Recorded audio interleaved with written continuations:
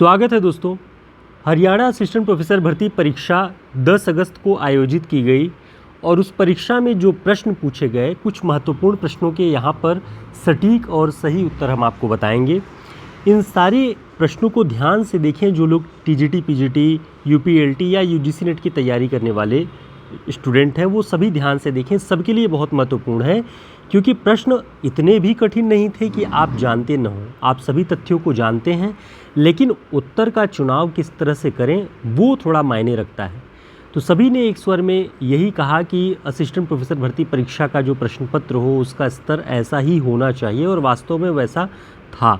आप सभी देखेंगे, जैसे अगर हम पहला प्रश्न देखें, ये क्वेश्चन पेपर का जो बुकलेट नंबर वो बी है, ध्यान से देखेंगे, उसमें लोग मिला सकते हैं।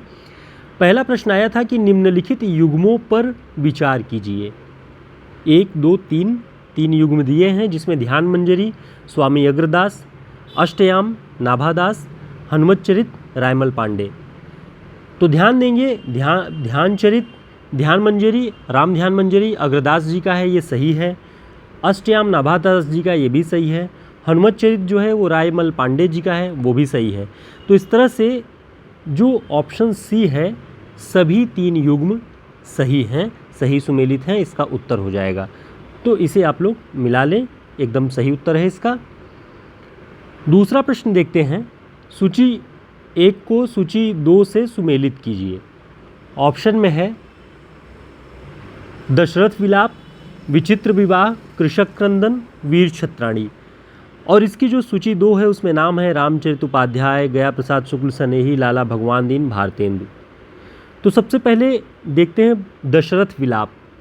दशरथ विलाप की बात करें तो ये इसका जो सही उत्तर आपका हो जाएगा भारतेंदु हरिश्चंद्र। नगेंद्र जी की पुस्तक में आप यदि आचार्य रामचंद्र शुक्ल जी की पुस्तक पढ़ रहे होंगे तो उसमें मुश्किल है दशरथ विलाप भारतेंदु जी के नाम से मिले।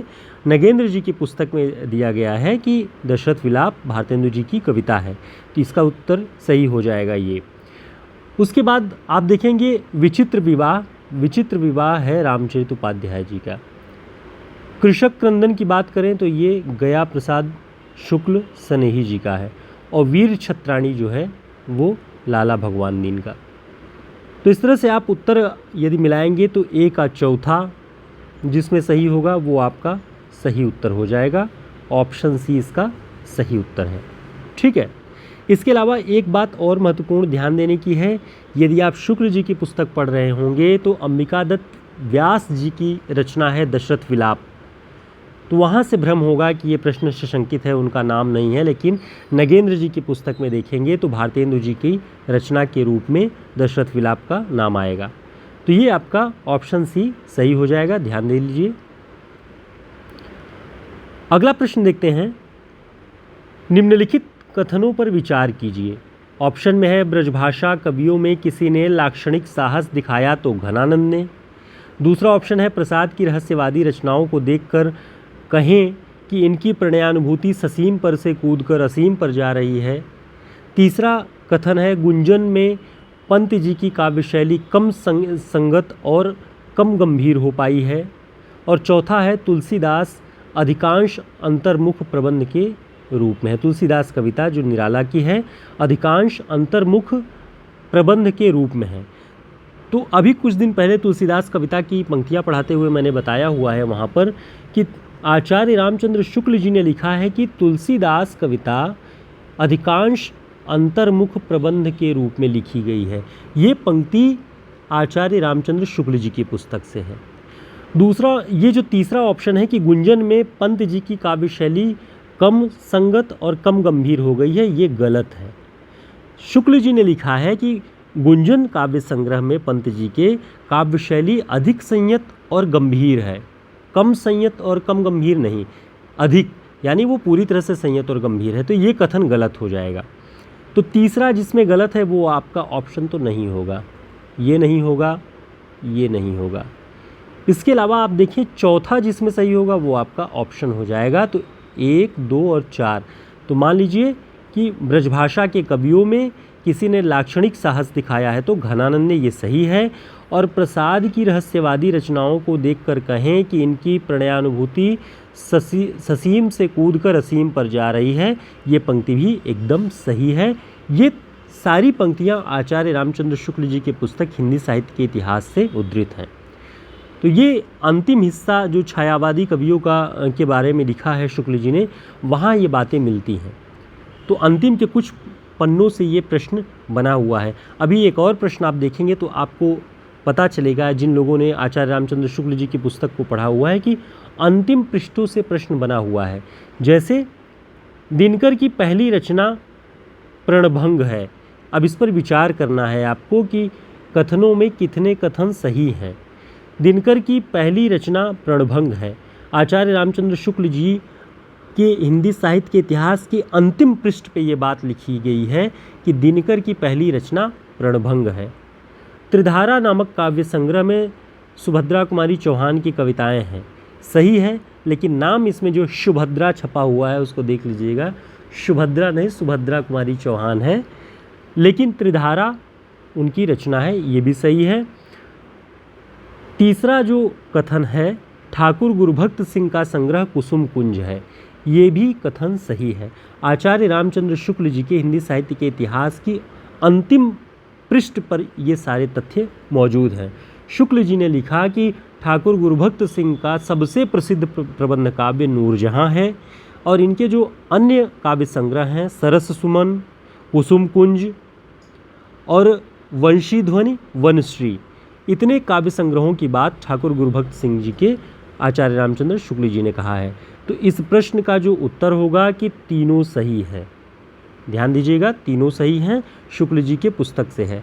तो दोस्तों, हरियाणा असिस्टेंट प्रोफेसर में जो ये प्रश्न पूछे गए, बहुत ही स्तरीय प्रश्न थे और बहुत ही परिश्रम पूर्वक बनाए गए सारे प्रश्न हैं, और इनके अध्ययन से आपको ये पता चलेगा कि आगामी परीक्षाओं की दृष्टि से आपको कहाँ कहाँ दृष्टि रखनी है, किन किन पुस्तकों के किन किन हिस्सों पर कौन कौन से हिस्से महत्वपूर्ण हो सकते हैं, उन सबको आपको ध्यान रखना है।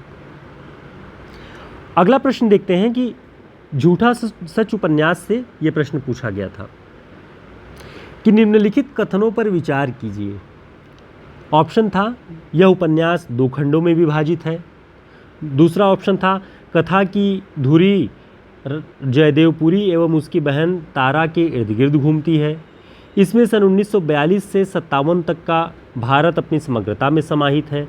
और चौथा, रामचंद्र तिवारी के अनुसार इस उपन्यास में राजनीतिक प्रश्नों का विवेचन बड़ी गहराई से किया गया है। अब देखते हैं सभी कथनों के विषय में। पहला तो आप सभी जानते हैं कि यह उपन्यास 2 खंडों में विभाजित है, सही है। कथा की धुरी जयदेवपुरी एवं उसकी बहन तारा के इर्द गिर्द घूमती है, यह कथन भी सही है। तीसरा जो कथन है वो गलत है, क्योंकि इसमें 1942 से 52 ईस्वी तक का भारत अपनी समग्रता में समाहित किया गया है। और रामचंद्र तिवारी के अनुसार इस उपन्यास में राजनीतिक प्रश्नों का विवेचन बड़ी गहराई से किया गया है। तो इसका जो सही ऑप्शन है 1, 2 और 4, तीसरा गलत है।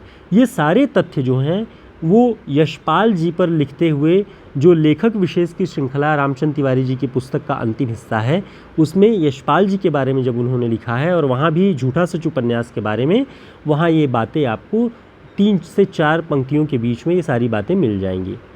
तो रामचंद्र तिवारी जी की पुस्तक, शुक्ल जी के बाद रामचंद्र तिवारी जी की पुस्तक से ये तथ्य आ रहे हैं। तो इन स्रोतों को भी ध्यान में रखिए आगामी परीक्षाओं की दृष्टि से कि किन स्रोतों को अलग अलग आयोग महत्वपूर्ण मान रहे हैं, और वहीं से प्रामाणिकता सिद्ध होती है इन प्रश्नों की। तो इसका जो सही उत्तर होगा वो डी, कि केवल 1, 2 और 4। तो मिलान कर लें।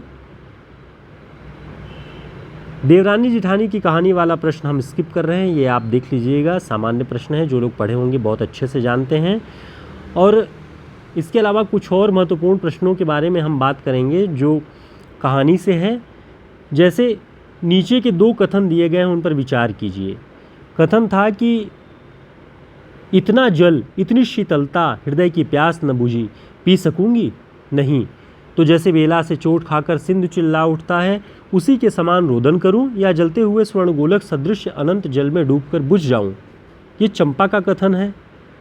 और चंपा किस कहानी की पात्र है आकाशदीप।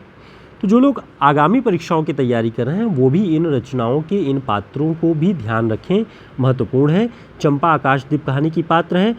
पहला कथन सही है। दूसरा कथन अगर देखें कि मेरे लिए सब मिट्टी है, सब जल तरल है, सब पवन शीतल है, सब मिलाकर मेरे लिए एक शून्य, इसमें लिखा है कि ये बुद्धगुप्त का कथन है, जबकि ये गलत है, ये भी चंपा का ही कथन है। तो इसमें हो जाएगा कि कथन 1 सही है लेकिन कथन 2 गलत है। ऑप्शन सी इसका सही हो जाएगा। तो आप लोग मिलान कर लें, आकाशदीप कहानी की ये पंक्ति है। इसके अलावा देखते हैं 10वां प्रश्न जो है वो कानों में कंगना से संबंधित है। कानों में कंगना कहानी है राधिका रमण प्रसाद सिंह की। इसका प्रश्न है, कथन 2 दिया है, विचार करना है कि विकल्पों में से सही विकल्प कौन सा है। तो कथन 1 है, कंकड़ी जल में जाकर कोई स्थायी विवर नहीं फोड़ सकती। और कथन 2 है, त्रिशंकु ने स्वर्ग को जाते जाते बीच में ही टंग कर किस दुख को उठाया, और मैं तो अपने स्वर्ग के दरवाजे पर सिर रखकर ही निराश लौट आया, मेरी वेदना क्यों न बड़ी हो। ये दोनों कथन कानों में कंगना कहानी से है। ठीक है। तो जब वो जो वेश्या रहती है, जो नर्तकी रहती है, जब वो उसके पास कोई आभूषण नहीं रह जाता है, वो जाता है, वो उसे मना कर देती है प्रवेश करने से अपने घर में, और वहाँ से लौटता है तब उसकी आंखें खुलती हैं, तब ये कथन है। तो ये ध्यान रखेंगे कि ये दोनों कथन सही हैं। तो कथन 1 और कथन 2 दोनों सही हैं। ये दोनों कानों में कंगना कहानी से उद्धृत है। आगे देखते हैं। प्रश्न है, निम्नलिखित कथनों पर विचार कीजिए। 4 कथन दिए हैं। विष्णु प्रभाकर को डॉक्टर नाटक की रचना से विशेष ख्याति प्राप्त हुई। विष्णु प्रभाकर जी संस्कारतः मानवतावादी रचनाकार हैं। वसीयत नाटक अमृतलाल नागर का है। कर्फ्यू मध्यकालीन बोध का नाटक है। तो इसका सही उत्तर क्या होगा? इसका जो सही उत्तर होगा, पहले हम इन कथनों को ध्यान देते हैं। तो रामचंद्र तिवारी जी की पुस्तक के हिस्से में जहां नाटकों का वर्णन है, नाटकों वाले हिस्से में विष्णु प्रभाकर पर लिखते हुए कहा गया कि डॉक्टर नाटक से ही विष्णु प्रभाकर जी को विशेष ख्याति प्राप्त हुई, सही है। वहीं लिखा है अगली ही पंक्ति में कि विष्णु प्रभाकर जी संस्कारतः मानवतावादी रचनाकार हैं। तीसरा जो कथन है, वसीयत नाटक अमृतलाल नागर जी का है, ये गलत है, ये नागबोडस जी का नाटक है। और कर्फ्यू मध्यकालीन बोध का नाटक है, ये भी गलत है। रामचंद्र तिवारी जी की ही पुस्तक में लिखा है कि कर्फ्यू और द्रौपदी सुरेंद्र वर्मा जी का, ये दोनों नाटक क्या है कि आधुनिकता बोध के बिंदुओं की तलाश है, मध्यकालीन बोध का नाटक नहीं है। इस आधार पर आपका पहला और दूसरा सही होगा, यानी विकल्प ए इसका सही उत्तर है। तो ध्यान रख लेंगे, विष्णु प्रभाकर जी को डॉक्टर नाटक से ख्याति प्राप्त हुई, मानवतावादी संस्कारतः मानवतावादी रचनाकार हैं, और बाकी ये 2 कथन गलत हैं। तो इसका सही ऑप्शन केवल 1 और 2 इसका सही उत्तर है। अगला प्रश्न देखते हैं। निम्नलिखित कथनों पर विचार करें। ऑप्शन था जो 3 कथन हैं, आलमा कबूतरी उपन्यास में कबूतरा जनजाति है। अगला कथन है, नमिता पांडे छिन्नमस्ता उपन्यास की स्त्री पात्र है। और तीसरा ऑप्शन है, वर्षा वशिष्ठ नीला चांद की पात्र है। तो इसमें यदि हम कथनों को देखें तो पहला जो कथन है, आलमा कबूतरी उपन्यास में कबूतरा जनजाति है, एकदम सही है। दूसरा कथन है, नमिता पांडे छिन्नमस्ता उपन्यास की स्त्री पात्र है, ये गलत है।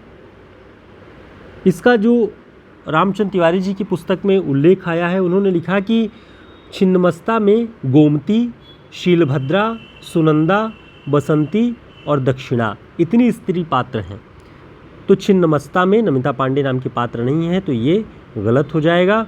और अगला प्रश्न है, वर्षा एक मिनट इसको रिवाइज कर लीजिएगा फिर से कि छिन्नमस्ता उपन्यास की जो मुख्य पात्र है वो प्रिया है। ध्यान रखिएगा, प्रिया है उसकी मुख्य पात्र, नमिता पांडे नहीं है, तो ये गलत है। और इसमें जो है वर्षा वशिष्ठ नीला चांद की पात्र है, ये भी गलत है। इसमें गोमती, शीलभद्रा, सुनंदा, बसंती, दक्षिणा ये सारी नारी पात्र हैं, ये नीला चांद की पात्र हैं, तो ध्यान रखिएगा। तो केवल एक सही है इसका कि आलमा कबूतरी उपन्यास में कबूतरा एक जनजाति है। तो पहला सही है, इस हिसाब से केवल एक ए सही है। बाकी रामचंद्र तिवारी जी से ये सारे प्रश्न बने हैं। वहाँ पर हमने नीला चांद के विषय में देखा, वहाँ पर ये वर्षा वशिष्ठ नाम की कोई पात्र का जिक्र नहीं है। जो बताया गया है गोमती, शीलभद्रा, सुनंदा, बसंती, दक्षिणा और छिन्नमस्ता उपन्यास की जो मुख्य नायिका या मुख्य पात्र है उसका नाम नमिता पांडे न होकर के प्रिया है, तो ये भी गलत है। तो दोस्तों ये प्रश्न महत्वपूर्ण है, रामचंद्र तिवारी जी की पुस्तक से हैं। हमने आपके लिए इन सारे तथ्यों की तलाश की है। यदि आपने कहीं से मिलान किया है तो अच्छी बात है, नहीं किया है तो इन सारे प्रश्नों को देख लीजिए। और जो लोग नए हैं, जो लोग टीजीटी, पीजीटी और यूजीसी नेट की परीक्षा में, एलटी की परीक्षा में लगे हैं, उन सभी के लिए भी ये सचेत करने वाले प्रश्न हैं कि ऐसे भी प्रश्न पूछे जा सकते हैं। और रामचंद्र तिवारी उच्चतर शिक्षा सेवा के लिए, यूजीसी नेट की परीक्षा के लिए सबसे प्रामाणिक पुस्तक है गद्य साहित्य का इतिहास। उसे आप लोग यदि अपने पास रखते हैं तो बेहतर ढंग से उसके महत्वपूर्ण तथ्यों, रचनाकारों के विषय में उन्होंने क्या कहा है, उन सबको एक बार पढ़ें, बेहतर ढंग से पढ़ें। रचनाओं के बारे में 2-2, 3-3 पंक्तियाँ भी उसमें लिखी गई हैं। उससे आपको आसानी होगी कि हर एक रचना के बारे में आपको कुछ न कुछ जानकारी मिलेगी। तो बेहतर है कि आप इन सभी रचनाओं के विषय में समीक्षात्मक ढंग से रामचंद्र तिवारी जी की पुस्तक को पढ़ें। शुक्ल जी की पुस्तक बेसिक है, उसको भी पढ़ें। ज़रूरी है, आज की जो परीक्षाएं हो रही हैं उन सभी में प्रश्न ऐसे ही प्रामाणिक स्रोतों से बन रहे हैं। गाइड टाइप की जितनी चीज़ें थी उनसे परसेंटेज कम हो रहा है। उम्मीद है ये प्रश्न आप सभी मिलान करेंगे और ये 100% एक तरह से उत्तर सही है, मिलान किया गया है। आप भी चाहें तो क्रॉस चेकिंग कर सकते हैं कहीं से। फिर कुछ और महत्वपूर्ण प्रश्नों के सही उत्तर के साथ कोई जल्दबाजी न करते हुए हम प्रामाणिक ग्रंथों से, प्रामाणिक पुस्तकों से आपके लिए जो भी प्रश्न हमें मौजूद होंगे, जो भी मिल पाएंगे, उन सभी को हम लेकर के फिर से यहाँ पर उपस्थित होंगे। तब तक के लिए नमस्कार, शुभकामनाएं।